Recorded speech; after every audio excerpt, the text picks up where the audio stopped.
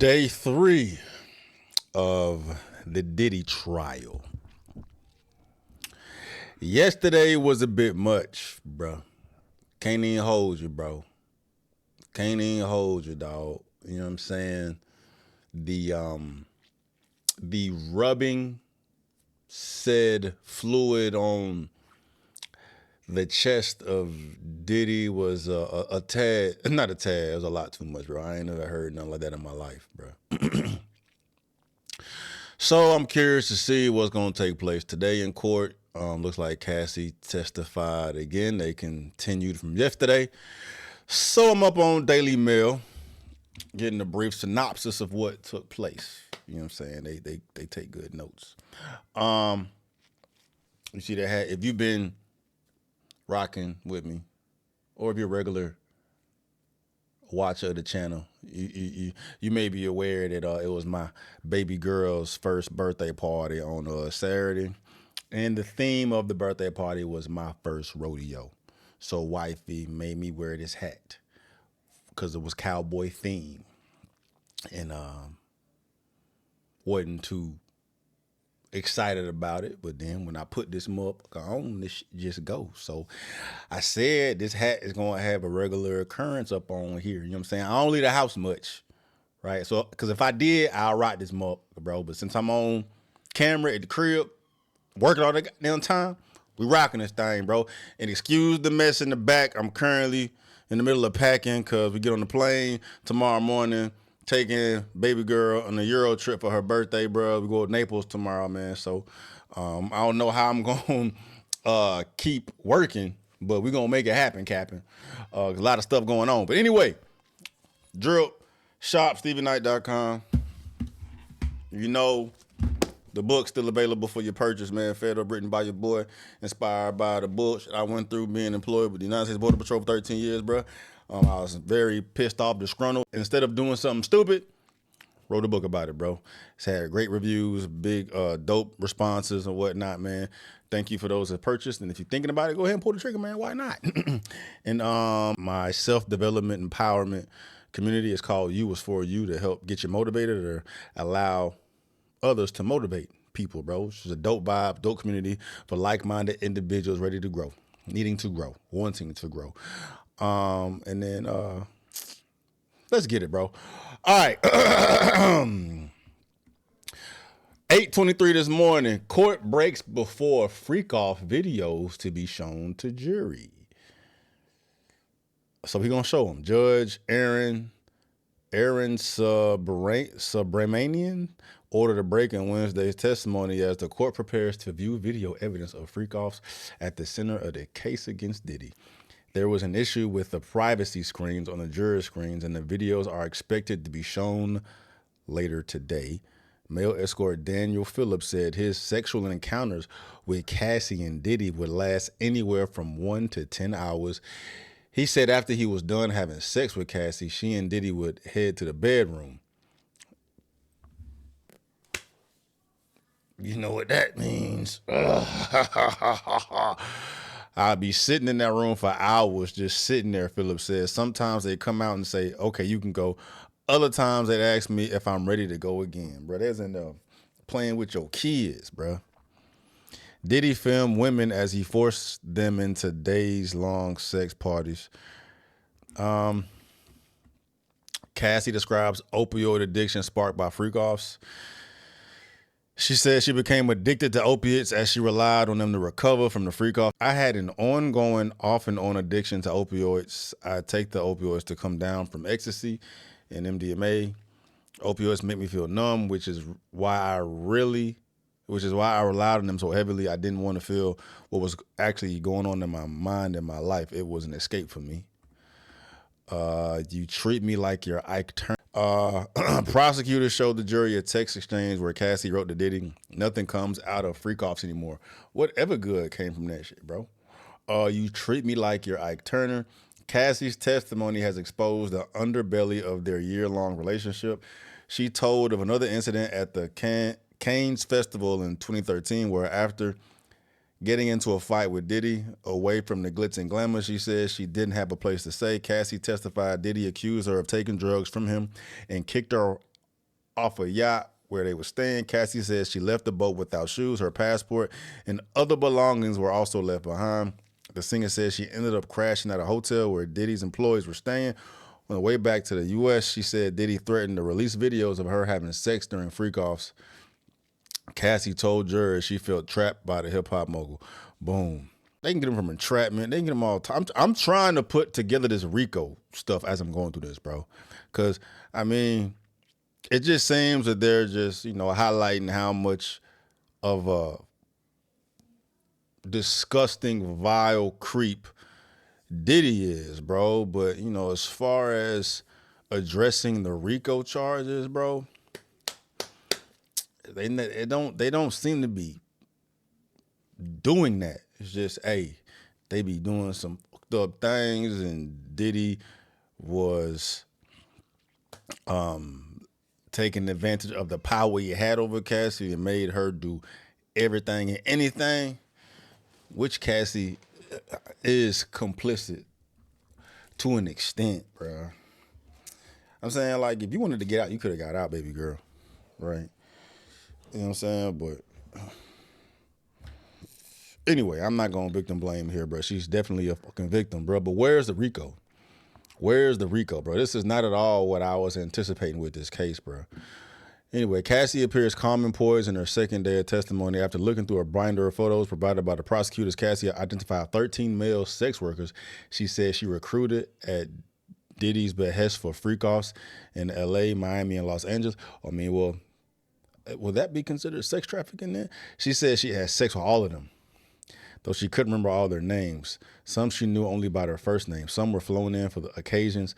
On Tuesday, Cassie had identified a half dozen other escorts. One of them, she said, was advertised as the Punisher. That's crazy. That's crazy. Court hears of threats to release freak-off recordings. After their trip to the Cannes Film Festival in 2013, Diddy began playing a recording of a freak-off on his laptop computer as he and Cassie sat together on a commercial flight to New York.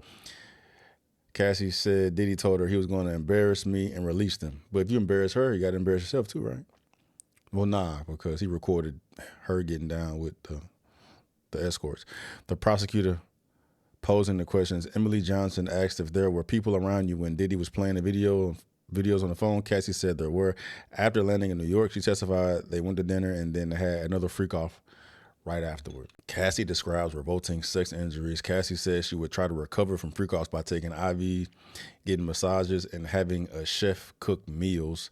She says she developed UTIs frequently from sexual experiences. She probably has had every STD in the book. She probably got herpes. I guarantee she got the herpes. Shit.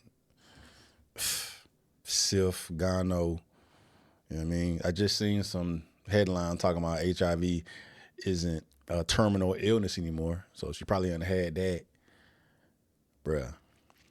Diddy too, bro. All these motherfuckers, bro. They used to weaponize STDs against people to get them to do what they wanted to do. Anyway, I had a lot of stomach issues, gastrointestinal issues from taking drugs. I'd get frequent UTIs. If you've had one, you know how painful that is. When we were having freak-offs, sometimes they were back to back. I couldn't get rid of it, and I was doing the freak-offs with an infection. Sheesh.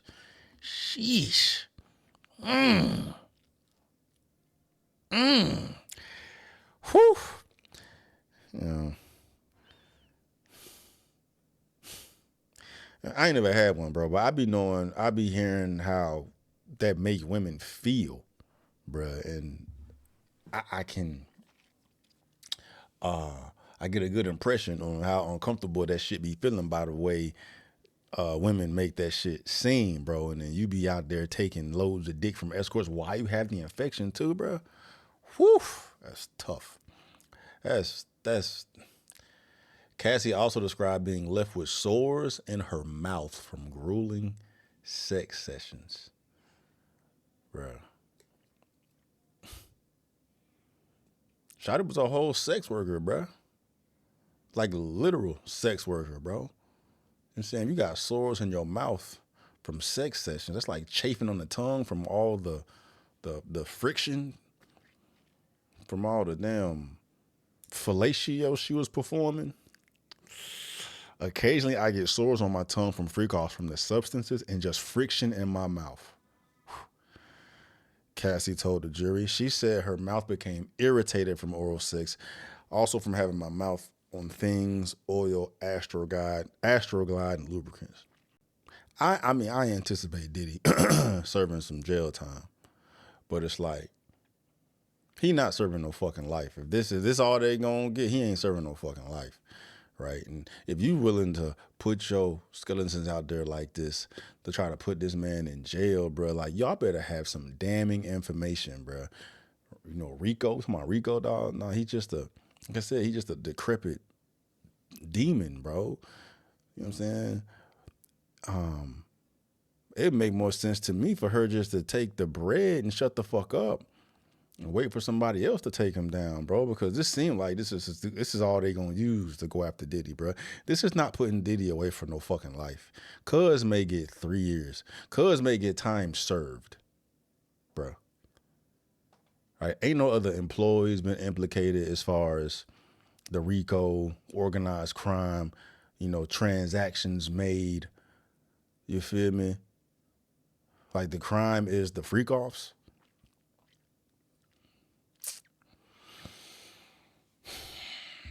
The reputation suicide. Like clearly she a fucking victim, bro, but I have the whole world be aware of all these things, bro. It's like she should have just if I was in a situation like that, bro, I'd just take the bread and go about my day, dog. You know what I mean? Because this ain't enough. This is not enough to fucking put Diddy away forever, right? And that's the only way it would make sense to me. If you put all your skeletons out here like this, is to put Diddy away for life. This ain't gonna put Diddy away, bro. It ain't. Witness lawyer said she had a breakdown before testimony. Lawyers for witnesses in the trial spoke to the judge to ensure they continue to be able to communicate with their clients during breaks in the trial. In part, one lawyer said her client, who will testify as Jane, has had a very serious breakdown moments in preparation for this trial. Another lawyer, Michael Ferrara, said his client, who will testify under the name Mia, will tell about the worst things ever to happen to her. Those things, he said, she otherwise would have taken to the grave. He said she will want emotional support during her testimony. Candidly, her nerves are through the roof, he said. I don't know how to support her if we can't discuss the pain she's going to experience from having to tell the world about her worst. Right with what I'm saying, bro. You know what I mean? And even with that, like, it's fucked up. It's terrible, bro. But legality-wise, they're going to put a creep away for life? Gonna be interesting. Jurors view freak off images, so they didn't watch them. They didn't watch the actual flick. The prosecution said on Wednesday that videos of Cassie involved in sexual experience will not be shown during direct examination, but it's unknown whether the defense will. Show some. Prosecutor Emily Johnson showed Cassie a still image taken from a video of a freak off. The image showed one of the escorts Cassie and Diddy commonly use. The images are only being shown to jurors and not the gallery because it is evidence that is still under seal. You know, they'll be out soon enough. Jury appears shocked as they view freak off images. The jury had somber reactions as they were shown 5 still images from the freak-offs which Cassie was involved. Jurors were shown the images on their screens, which had special privacy sheets put on top to stop the public from seeing them. A black male juror's eyebrows went up when he saw the images, and a black female juror swallowed hard and appeared to move her head side to side. A white male juror put his hand by his mouth, and another white man appeared to do a double retake. Cassie did not appear to react and spoke in a flat voice while describing the 5 images. It's fucked up, but I'm waiting for the RICO. French Montana Drake come up in Cassie's testimony. The singer also named several celebs on Wednesday as she described in a 23 incident. She said while she was packing to go to Drake's music festival in Canada, Diddy scuffled with her friends and threw her into a bed frame. Cassie said she suffered a pretty significant gash above her left eye. Diddy security personnel brought her to a plastic surgeon in Beverly Hills to get the wound stitched up. Afterwards, she texted Diddy a photo of her injured face and wrote, so you can remember. Diddy replied, you don't know when to stop. You push it too far and continue to push. Sad. Cassie then described a photo of her where she is with rapper French Montana at the festival in Canada. Jury sees horrific image of Cassie injuries. Cassie told the jury that Diddy brutally beat her and blackmailed her after learning of her romance with Kid Cudi. Okay. He kicked me in the back on the way out, so I had a big bruise on my back. I fell to the floor and left. I had bruises in other places of my body. I remember that one because he kicked me with the bottom of his foot in my back. The prosecution showed an image from 2011 that shows Cassie with bruises on her lower back and legs. It was taken by Cassie's mother. Cassie said she went to her mom's house after the assault but lied and told her it was the first time the Diddy had assaulted her. Here we go. Diddy blew up Kid Cudi's car. Cassie told the jury she broke things off with Kid Cudi after Diddy threatened to hurt them. Sean said to me before I left LA he was going to hurt both of us. She said, I took that in my mind. If I stay in the situation, we'll both be hurt. If I don't, we won't be. She added that Diddy mentioned that when we were out of the country, that Cudi's car would be blown up. Cassie said that when she next saw Kid Cudi, he brought up his car to Diddy. Cudi said, what about my vehicle? And Diddy said, what vehicle? And that was the end of the meeting. Cassie shared. Tension in the courtroom between Diddy and Cassie and her husband, Alex Fine. Cassie has made a point of not looking at Diddy as she testifies against him, keeping her eyes on the prosecutor questioning her. Her husband, Alex Fine, however, has occasionally turned to look at Diddy. Diddy has mostly kept his hands on his lap and sometimes passed notes to his teams of lawyers. He has shaken his head as images of Cassie's injuries were shown. Diddy held Cassie's friend over a balcony railing. Cassie shares horrific rape claim against Diddy. Cassie told the jury she decided to end her relationship with Diddy in 2018 after he was seen with another woman. She said they had a closure conversation at a dinner, and Diddy then drove her home. The rapper then allegedly raped her on the living room floor. I remember crying and saying no, but it was very fast. Hold on. I remember crying and saying no, but it was very fast. He just, eyes black, wasn't himself. Cassie said she was crying throughout the rape, but Diddy continued. He continued and finished. She said, he ejaculated inside of me, got up, and he left. Cassie said she saw Diddy on a subsequent occasion and had a consensual encounter with him, explaining, we've been together for over 10 years. You just don't turn feelings off like I didn't hate him. So I'm saying, bro, it's like Diddy had power. She was victim to the power, but she also had the ability to fucking leave, right? I don't see the nexus RICO, bro. Especially when you say shit like that, like our relationship ended in 2018, which means you had it within yourself to leave, regardless of how difficult he made it for you, right? Where's the RICO in that, bro? It's just a man with power taking advantage of his fucking power. There's a charge for that. Is there a felony for that? But I don't see the RICO. I don't see the RICO, bro. Sean Diddy Combs faces federal charges including racketeering and sex trafficking, which stem from allegations that he operated a criminal enterprise involving sexual misconduct and other illegal activities. What's the criminal enterprise?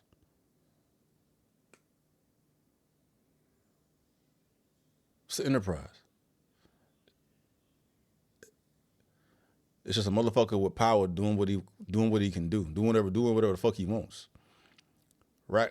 Here's a breakdown of the charges. Racketeering, RICO. What it is: the Racketeer Influence and Corrupt Organization Act, RICO, is a federal law designed to combat organized crime. It allows prosecutors to target individuals and organizations engaged in a pattern of criminal activity, even if they didn't directly commit each crime. Diddy's case, prosecutors allege that Diddy ran a criminal enterprise through his various businesses, which they say were used to facilitate sex trafficking.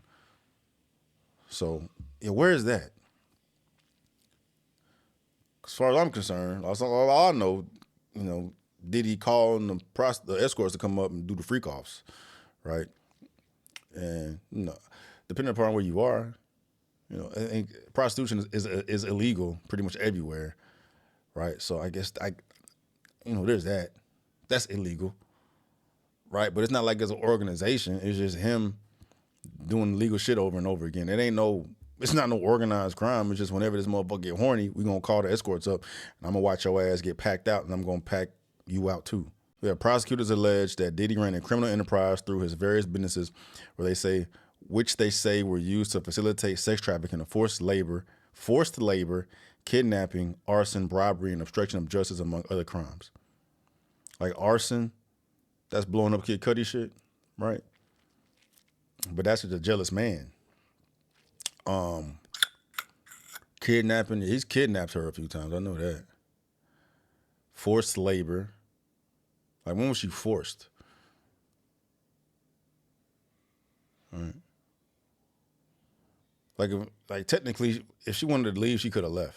I ain't read nothing that has suggested that she was imprisoned by this motherfucker and was unable to move. Like, he made it difficult for her, right? Because he got juice. But if she wanted to get up and go, she could have got up and left. Like in 2018, she got up and left. I don't think this RICO charge is gonna I'm back and forth with it, bro. Like, it's like the RICO charges are reach. Cassie says she started blacking out before the breakup. Cassie breaks down that she described suicide attempt. Diddy settled Cassie's 2023 lawsuit for $20 million. Cassie revealed on the stand that she settled a civil lawsuit she filed against Diddy just 24 hours later for $20 million, an amount that was not publicly known until now. She said on the stand she had previously asked Diddy to buy the rights to her book for $30 million, but he had ignored her request. I wanted to be compensated for the time, the pain, the many, many years of having to fix my life, Cassie told. Like, this is the best case scenario, bruh. Right? You should have took the $20 million and then shut the fuck up and then sailed off into the sunset, bruh, because like,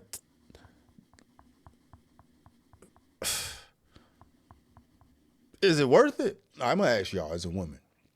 Hell, as a man, bro, are you gonna, especially if you're a public figure, are you gonna sell your image for this? I don't even know if I would let them skeletons out just to put a motherfucker in jail for life. Right? It'd have to be something like, murder or something, bro. Like he's done. But like this shit, I mean, like, some shit is some things are not meant for the entire world to know, regardless of the circumstances, bro. Your best case scenario was taking that $20 million and getting the hell on and having a happy life with your husband instead of this shit, bro. Because this shit is crazy. And like I said, I don't think Diddy is gonna they're not gonna throw the book at him, bro. Hundreds of freak-offs. As the prosecution ended its direct examination on Wednesday, they asked Cassie how many freak-offs she participated in.